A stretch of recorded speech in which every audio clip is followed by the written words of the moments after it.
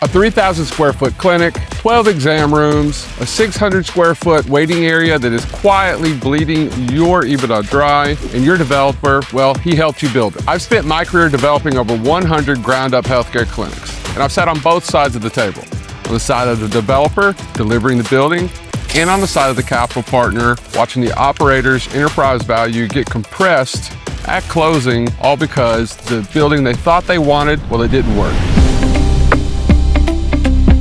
Today, I'm showing you the throughput math that most private equity buyers run on your floor plan, and why most operators are giving away $2 to $5 million in exit value without even knowing it. Look, my opinion is the waiting room isn't a patient amenity. It's a design default. And that square footage is costing you every time a private equity buyer underwrites your platform. Most operators think of their floor plan as a clinical decision. How many exam rooms do we need? What's the patient experience like?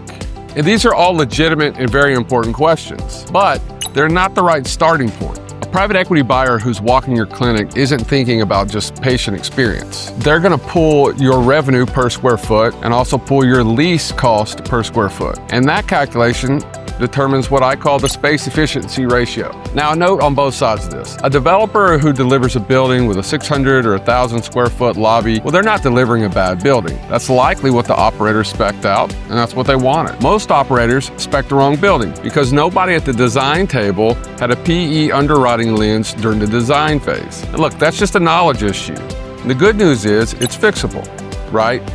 You can fix that during the renegotiation, you can fix that during a new prototype design, and or during your next build-to-suit negotiations. Take a 3,000 square foot clinic.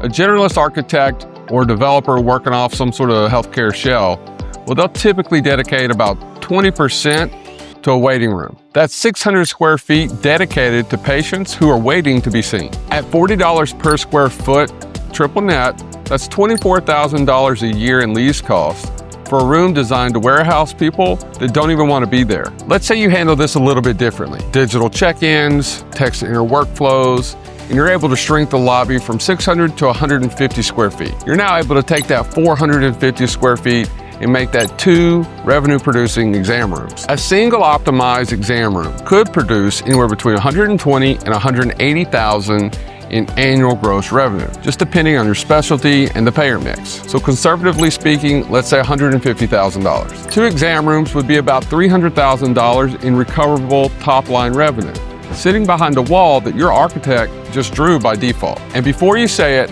oh, my developer told me that this was standard. Well, let's be clear, it is standard, and that's kind of the problem. Standard clinic design was not made for private equity underwriting. It was made for patient experience.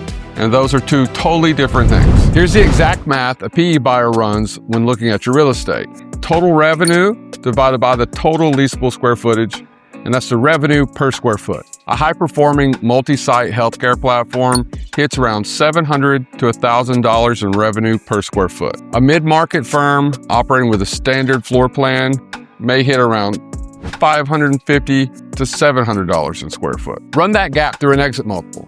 A well-structured multi-site operator would trade between an 8 and a 12 multiple. If your revenue per square foot gap is costing you $200,000 to $300,000 in annual EBITDA, which it is if you account for underutilized space and drag on your lease, at a 10x multiple, that's $2 to $3 million that it's costing you in enterprise value. And for a 10 location platform, multiply that across the portfolio. If you're sitting there thinking about your current floor plan and doing the math of how much revenue is recoverable behind that waiting room wall, I'll tell you what most operators do, and that's they pull the lease and they go through the build-to-suit sections and the TI allowance sections, and oftentimes they find that they left money on the table in TI allowance that would help them in the optimization project that they're looking to do with the new retrofit. That is fixable at renewal, at your next build-to-suit negotiation, or in your next TI allowance conversation with your developer. And look, if you want me to take a look at your spatial coverage in your current floor plan, just book a strategy session. Happy to do so. Absolutely no pressure.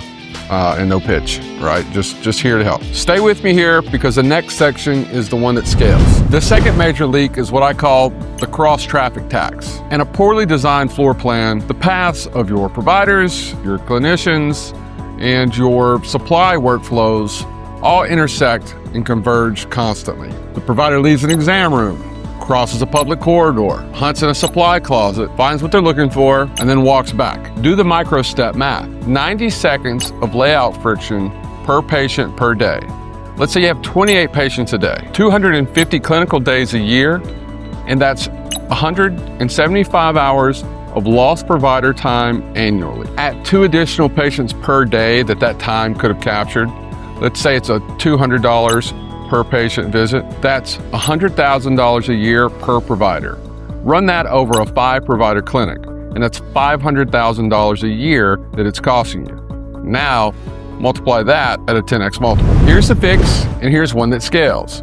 Top institutional healthcare platforms deploy what's called a universal exam room standard. Every room, identical footprint, identical supply location, identical equipment orientation. The provider walks into room 1 or room 8, same muscle memory, 0 reorientation. Reset time drops 30 to 40%, and cross-time onboarding accelerates. And when your developer partner is building your next 6 clinics under a build-to-suit agreement, they're deploying the same template, which compresses build-out times and strengthens your TI negotiation. The developer gets a cleaner, faster build. The operator gets a floor plan system that compounds throughput through every new site they open. And the best part is both sides are underwriting the same efficient outcome. Look, your floor plan is not just a design document.